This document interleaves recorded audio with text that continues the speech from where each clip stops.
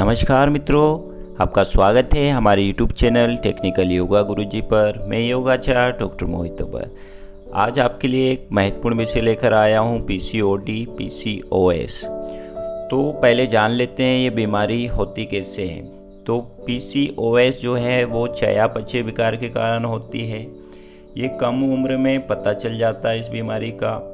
वर्ष में 8 से कम इसमें जो है आपके पीरियड्स आते हैं, मासिक धर्म आते हैं। उसके बाद PCOD क्या होता है, ये एक हार्मोनल विकार होता है। PCOD का जो फुल फॉर्म होता है पॉलीसिस्टिक ओवेरियन डिसीज़। ये एक हार्मोनल विकार है, इसका काफ़ी बाद पता चलता है। PCOS जल्दी पता चल जाता है और इसमें अनियमित आपके मासिक धर्म रहते हैं। तो ये इनके कुछ जो हैं मुख्य कॉज आपको पता चलेंगे यहाँ पर। उसके बाद इसके जो लक्षण होते हैं और कारण और आहार और आसन प्राणायाम के बारे में आगे हम लोग जानेंगे। तो चलिए सबसे पहले कारण जानते हैं। जेनेटिक कारण इसके होते हैं, लाइफ स्टाइल चेंजेस के कारण होता है, डाइट आपका आहार के कारण इसमें चेंजेस होता है, बहुत अधिक स्ट्रेस लेना उसके कारण आपका जो है ये प्रॉब्लम आपको क्रिएट हो सकती है। उसके बाद इसमें जो है सिम्टम क्या देखने को मिलेंगे, तो इरेगुलर मेंस्ट्रुअल साइकिल रहेगी, मतलब मासिक धर्म जो है अनियमित हो जाते हैं, इंडाइजेशन हो जाएगा, गैसेस की प्रॉब्लम आपको रहेगी, फेशियल जो है हेयर आपके आ जाते हैं, चेहरे के ऊपर आ जाते हैं, चेस्ट के ऊपर आ सकते हैं, बेली के ऊपर आ जाते हैं। तो इस तरीके से जो है इसके सिम्टम आपको देखने को मिलेंगे, क्योंकि ये दोनों बहुत ही हार्मोनल और प्रॉब्लम क्रिएट करने वाली बीमारी है। तो महिलाएं इससे अधिकतर परेशान हैं, क्योंकि इसकी जो है पहले और आज की तुलना में देखा जाए तो हर घर में एक ना एक पेशेंट इसका PCOD का आपको मिल जाएगा। तो चलिए बात करते हैं आगे हम लोग कि इसमें ऐसे जो हैं सिम्टम आपने जाने, लक्षण जाने। उसके बाद इसके लिए हम कुछ अभ्यास करेंगे। तो सबसे पहला अभ्यास हम लोग करेंगे जो सबसे लाभदायक होता है, तो वीडियो में अंत तक बने रहिएगा। पहला अभ्यास आपका तितली आसन रहेगा। इस तरीके से दोनों हथेलियों को आपस में मिलाइए, पंजे पकड़ लीजिए। अब श्वास अंदर खींचेंगे, घुटनों को ऊपर उठाइए, श्वास छोड़ते हुए नीचे की ओर ले जाना है आपको। तो इस तरीके से आपको जो है अभ्यास करना है तितली आसन का। तो आप कंटिन्यू करेंगे। चलिए इसको भी जो है 20-20 के आप 4 या 5 सेट इसके लगा सकते हैं। 1 2 3 4 5 6 7 8 9 10 11 12 13 14 15 16 17 18 19 20। तो इस तरीके से 20-20 के आप जो हैं 4 से 5 सेट लगाएंगे तो काफ़ी लाभ आपको होगा। उसके बाद इसमें एक और अभ्यास होता है बद्ध कोणासन। बद्ध कोणासन का मतलब आप तितली आसन में ही इसी तरीके से बैठ जाएं, बिना हिले डुले, बिना किसी मूवमेंट के आपको सीधे बैठे रहना है। तो ये आपका बन जाता है बद्ध कोणासन। तो इसका भी आपको अभ्यास कितनी देर करना है, तो 1 मिनट से 2 मिनट तक इसमें आप बैठ सकते हैं। ये भी PCOD के लिए बहुत ही लाभदायक अभ्यास है। उसके बाद हम लोग अगला अभ्यास करेंगे। तो इस तरीके से पीठ के बल लेट जाइएगा। आप धीरे धीरे अपने पैरों को मोड़ लीजिए घुटने से, दोनों हाथों को शरीर के बाजू में लगाइए। अब धीरे धीरे क्या करना है, श्वास अंदर खींचते हुए कमर को ऊपर उठाइएगा। ऊपर ही आपको रोक के रखना है। आप रोक सकते हैं 30 सेकंड से लेके 2 मिनट तक इसका आप अभ्यास कर सकते हैं, क्योंकि ये भी बहुत लाभदायक आसन है। इसका नाम है सेतुबंध आसन। PCOD PCOS के लिए बहुत ही लाभदायक है। उसके बाद आपको क्या करना है, बाएं करवट लेते हुए बैठ जाइए। अभी पेट के बल लेट जाइए। दोनों हाथों को इस तरीके से सामने रखेंगे, हथेलियाँ एक के ऊपर एक, उसके ऊपर माथे को रखिए। पैरों में 1 से 1.5 फीट का अंतर कीजिए, एड़ी अंदर पंजे बाहर। आप दोनों कोहनियों को सामने रखेंगे, दोनों हथेलियों को चिन के नीचे, डोडी के नीचे लगाइएगा। अब सामने किसी एक स्थान पर देखिए। अभी हम लोग कर रहे हैं मरकट आसन। इसका भी अभ्यास आप 30 सेकंड से लेकर 2 मिनट तक कर सकते हैं। ये भी बहुत लाभदायक है पीसीओडी पीसीओएस के लिए। इसका भी आप नियमित रूप से अभ्यास कर सकते हैं।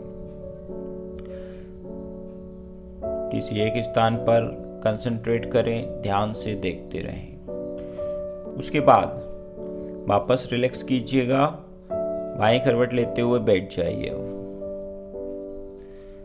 तो अभी आपने देखा, हमने सेतुबंद आसन किया और मरकट आसन किया, मकर आसन किया।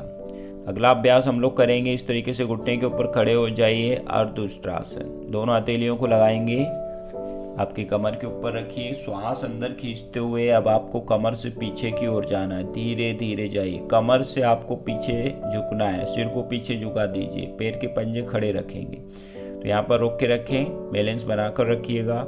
इसका भी अभ्यास जो है आप 30 सेकंड से लेकर 2 मिनट तक कर सकते हैं। ये भी बहुत लाभदायक है पीसीओडी के लिए। इसको भी आप नियमित रूप से कर सकते हैं, लेकिन जिन लोगों को चक्कर आते हैं वो लोग ना करें।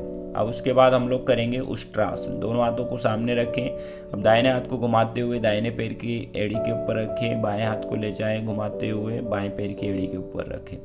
अब कमर जो है पेट को ऊपर की ओर धकेलिए। अभी आप देख रहे हैं उष्ट्रासन, कैमल पोज। ये भी बहुत लाभदायक है पीसीओडी के लिए, पीसीओएस के लिए। इसको भी आप नियमित रूप से 30 सेकंड से लेकर 2 मिनट तक इसका अभ्यास आप कर सकते हैं। बहुत ही लाभदायक आसन है। उसके बाद हम लोग अगला अभ्यास करेंगे। तो इस तरीके से आपको क्या करना है, पैर के घुटनों को बाहर की ओर खोल दें। 1 से 1.5 फीट या आधा फीट आप खोल सकते हैं। शशांक आसन करेंगे। एड़ियाँ आपकी बाहर रहेंगी, अंगूठे आपस में मिले हुए। धीरे धीरे हथेलियों से आगे की ओर चलिए, माथे को लगा दीजिए जमीन से, पूरे शरीर को ढीला छोड़ दीजिए। अभी आप देख रहे हैं शशांक आसन। ये एक रिलैक्सेशन पोज है। ये भी बहुत लाभदायक है पीसीओडी पीसीओएस के लिए। इसका भी आप नियमित रूप से अगर अभ्यास करते हैं तो आपको काफ़ी लाभ मिलता है। धीरे धीरे वापस आएंगे। इसका अभ्यास 30 सेकंड से लेकर 2 मिनट करें, 5 मिनट तक भी आप कर सकते हैं, लेकिन अभी स्टार्टिंग में अभी 30 सेकंड से 2 मिनट तक जाइएगा। उसके बाद एक अभ्यास और है, तो पेट के बल लेट जाइएगा इस तरीके से, माथे को जमीन से लगाइएगा, दोनों हाथों को शरीर के बाजू में रखेंगे। अब हथेलियों को जंघा के नीचे रख दीजिएगा। अब करेंगे अर्ध शलवासन। तो आपको क्या करना है, बाएं पैर को ऊपर उठाएंगे, घुटना सीधा रखिएगा, रोक के रखिएगा। तो अभी आप देख रहे हैं अर्ध शलवासन। ये भी पीसीओडी के लिए बहुत लाभदायक। अब दूसरी ओर से कीजिएगा इस तरीके से। घुटना इसमें आपको सीधा रखना है, ध्यान ये रखना है, चिन को जमीन से लगा कर रखना है। इस तरीके से आपको करना है अभ्यास अर्ध शलवासन का। उसके बाद हमको क्या करना है, दोनों पैरों को एक साथ ऊपर उठा के रखना है शलवासन में। तो अगला अभ्यास हम लोग करेंगे शलवासन। तो चलिए, श्वास अंदर खींचते हुए दोनों पैरों को ऊपर उठाकर रखिए। तो अभी आप देख रहे हैं शलवासन। इसका भी अभ्यास आप 30 सेकंड से लेकर 2 मिनट तक कर सकते हैं। तो ये भी बहुत लाभदायक है पीसीओडी पीसीओएस के लिए। समय अवधि मैंने बताई 30 सेकंड से लेके आप 1-2 मिनट तक कर सकते हैं, क्योंकि इसमें आपकी जो है स्पाइन पे पूरा लोड आता है, आपके जो है टमी के ऊपर लोड आता है। तो बहुत ही लाभदायक है। इसका भी आप नियमित रूप से अभ्यास कीजिए, बहुत हेल्पफुल है पीसीओडी के लिए। उसके बाद हम लोग कुछ ब्रीदिंग एक्सरसाइज करेंगे, शुद्धि क्रिया करेंगे, जिससे आपके शरीर के जो है टॉक्सिन्स बाहर निकल जाएं। आपके जो है विजातीय द्रव जो हैं वो बाहर निकलना बहुत ज़रूरी है।